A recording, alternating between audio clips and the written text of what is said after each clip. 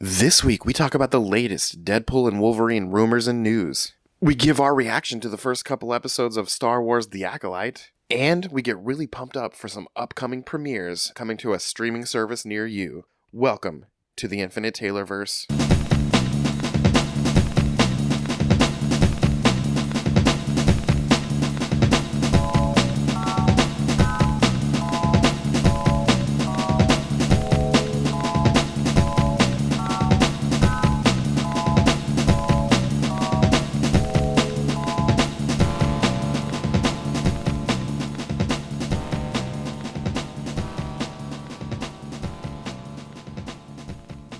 Warning. Red alert. Ay, ay, ay, ay, ay! Danger, Will Robinson.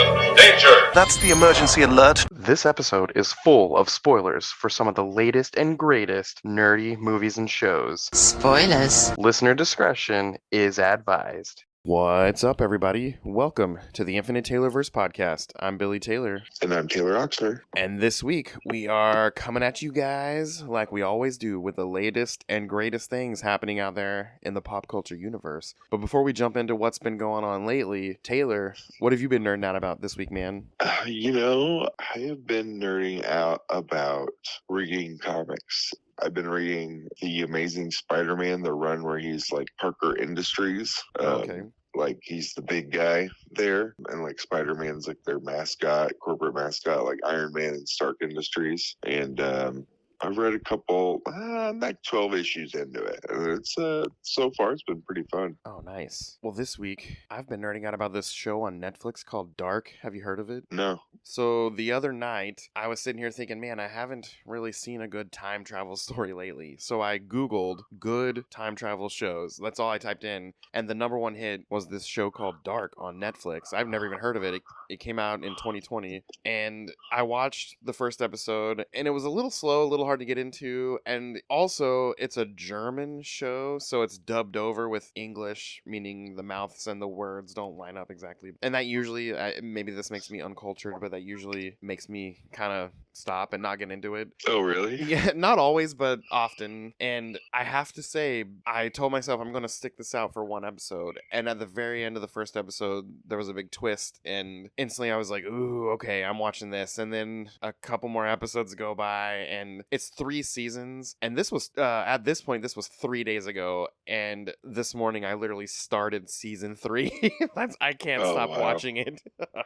Wow. It's super, super good. And especially if you love time travel stories and the way, when you go travel, you affect the past. And, when you're watching this show, you're not watching people affect the past and affect the future and all that. You're watching a timeline that's already in place because of people affecting the past and blah, blah, blah. So as you're watching it, you keep figuring things out like, oh my gosh, that's him. And oh my gosh, that's her. And yeah, I don't want to ruin it for you because it's actually really quick. Each season's only about 8 episodes, and it does. I googled because I didn't want to get invested into something that cancels. I googled, and it does conclude. The end of season 3 wraps everything up.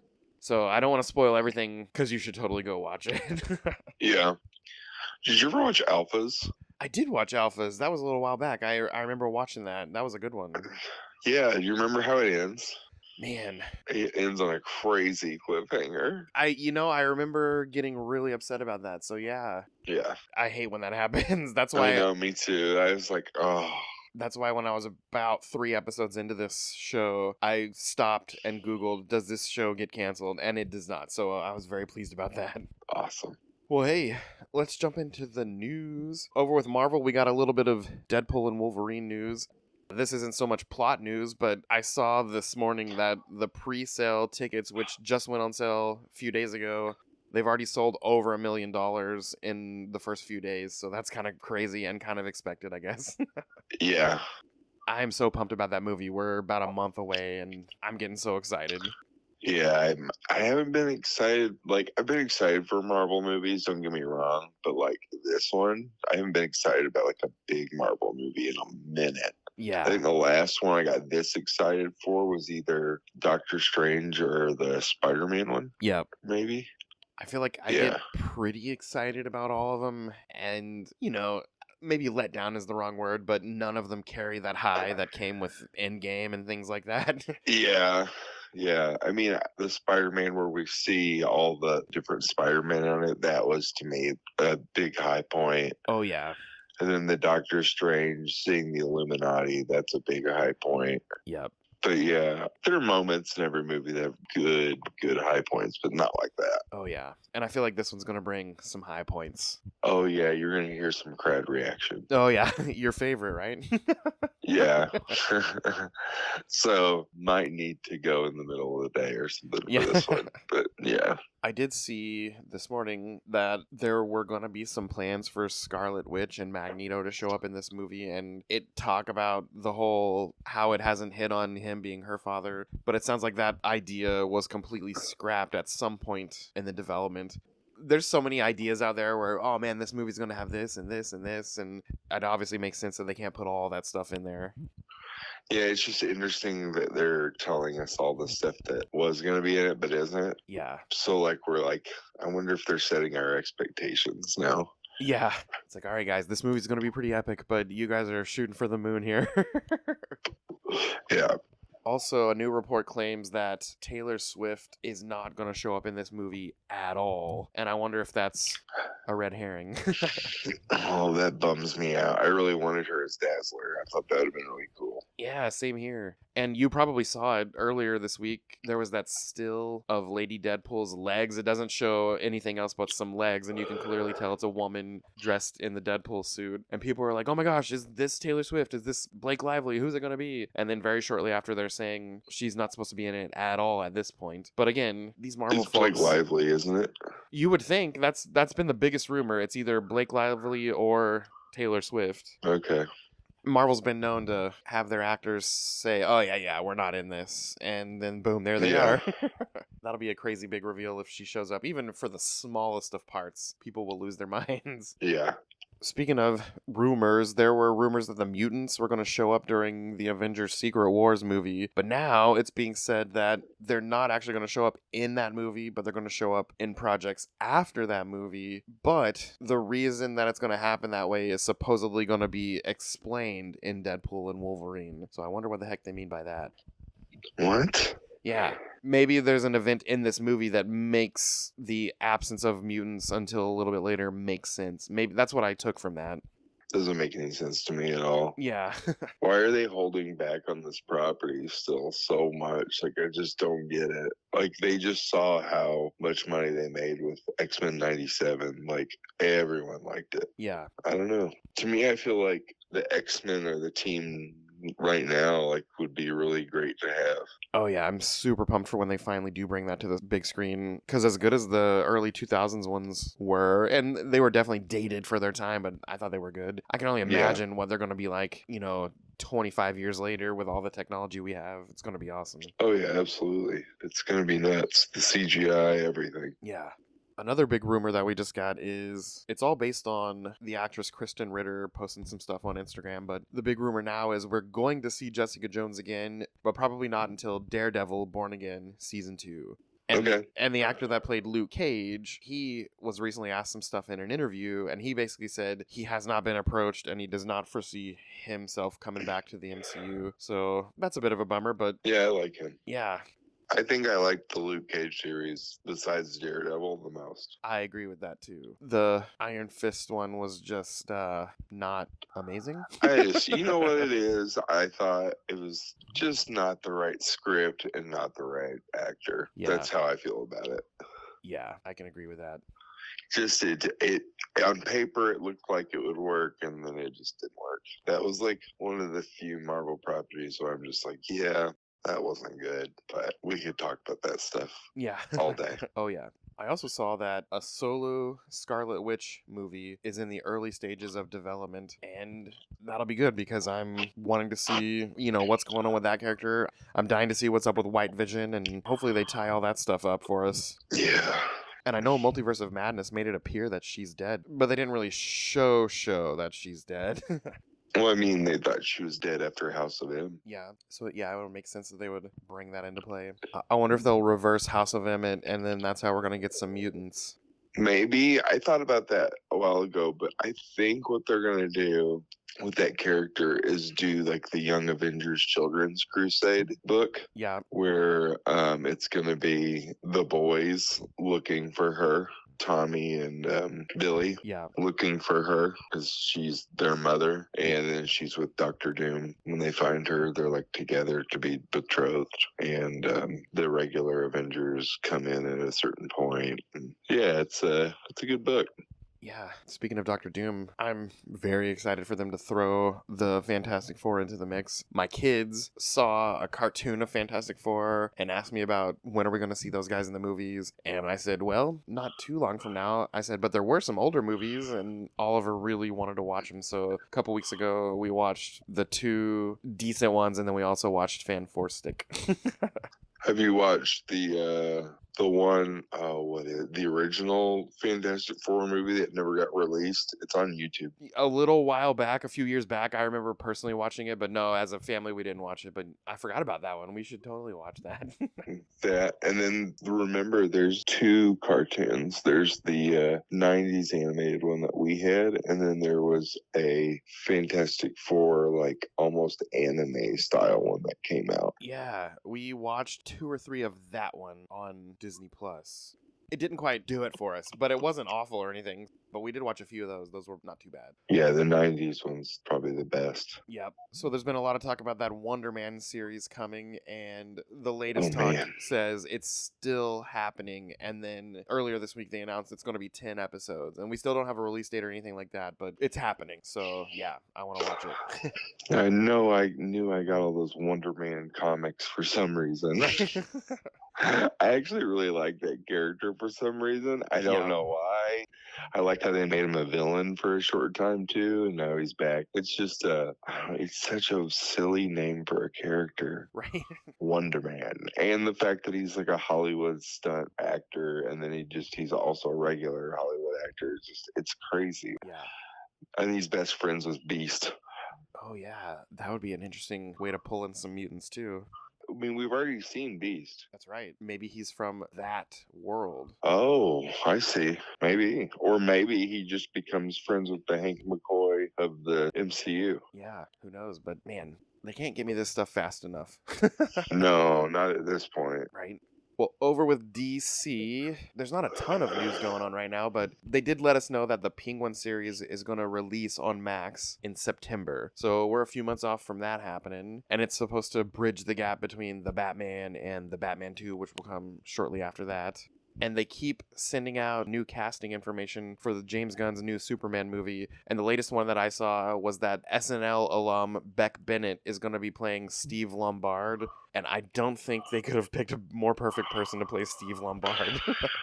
That's funny. Yeah, literally, he's perfect. When I saw that, I said, I hope this is true. And then, sure enough, James Gunn himself confirmed it. It's perfect casting. Oh, yeah. Over with Star Wars, by the time you guys are listening to this, the 3rd episode's out, but as of us recording it, we've had a chance to catch the first 2 episodes of Star Wars The Acolyte.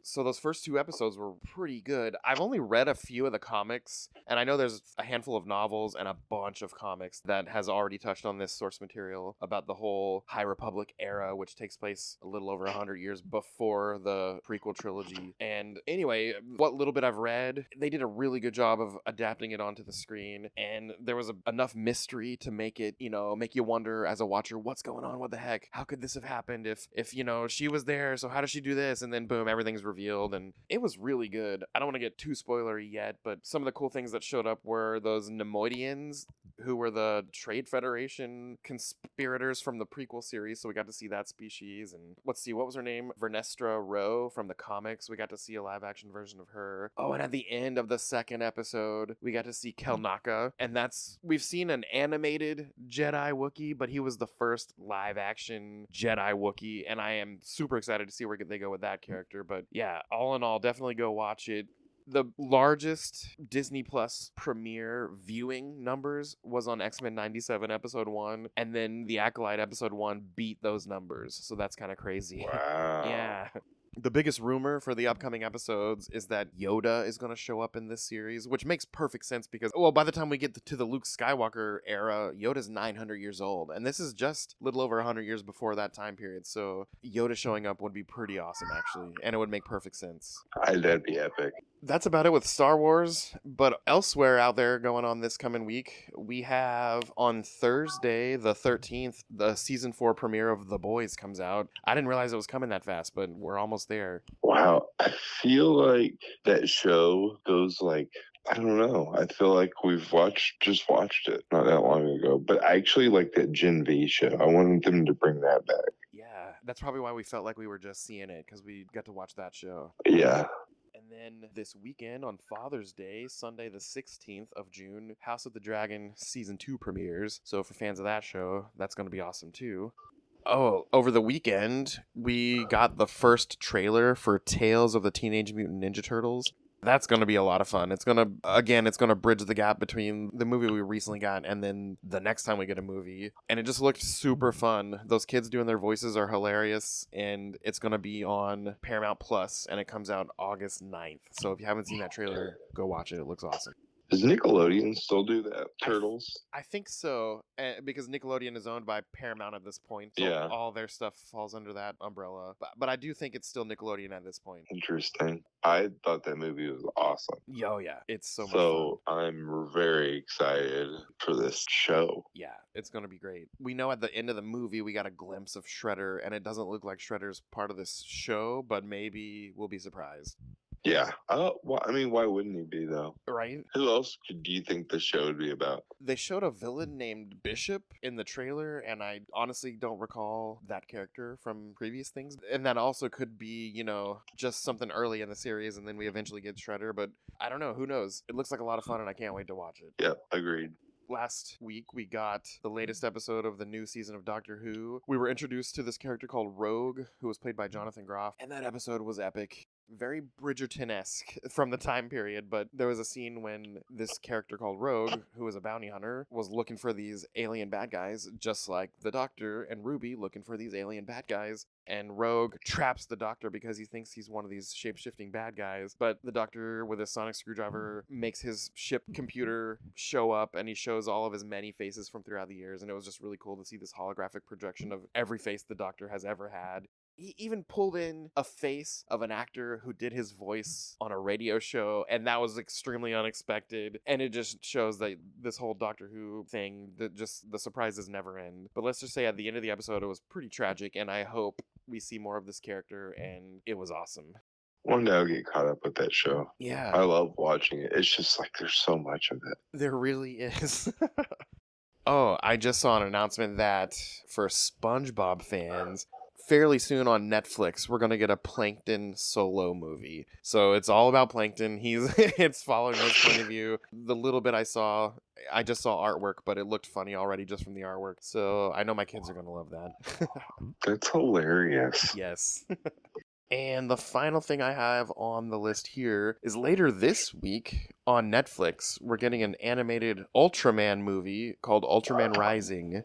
It looks pretty family friendly. It comes out on June 14th. And yeah, for fans of Ultraman, we're about to get an animated Ultraman movie, so that's kind of fun. And it looks like there's a baby kaiju that he has to take care of. It just looked funny, and I know my kids are going to like it. Yeah, it's awesome. Locally, we got some stuff coming up on June 22nd and 23rd is Collecticon. It's taking place down at Bartle Hall, same place Planet Comic Con and various other events throughout the year take place. And they've got some really cool guests. I talked about them last week, I think, but Chuck Norris is one of them. Ray Park, who played Darth Maul. We got the original Black Power Ranger, the original Blue Power Ranger. We've got a ton of anime voices, and yeah, it's gonna be really cool. I told my wife that's all I want for my birthday is to go to Collecticon. That's awesome. But that's about it for this week. Make sure you guys get out there and catch up on some of these awesome shows. And I truly, truly cannot emphasize how stinking awesome Dark on Netflix is. Man, I feel like the first episode's a little slow until you get to that twist, and then you're just sucked in. So if you need something to do, you need 26 hours to kill. There's 26 episodes, and it does conclude. You will not be left hanging with some kind of a canceled cliffhanger. So I have 8 episodes left. I'll probably be done by tomorrow. losing sleep over here for an awesome show. But hey, as for us here at the Taylorverse, I've been Billy Taylor. And I'm Taylor Oxner. And come back next week. Same Taylor time, same Taylor channel. Bye. Bye.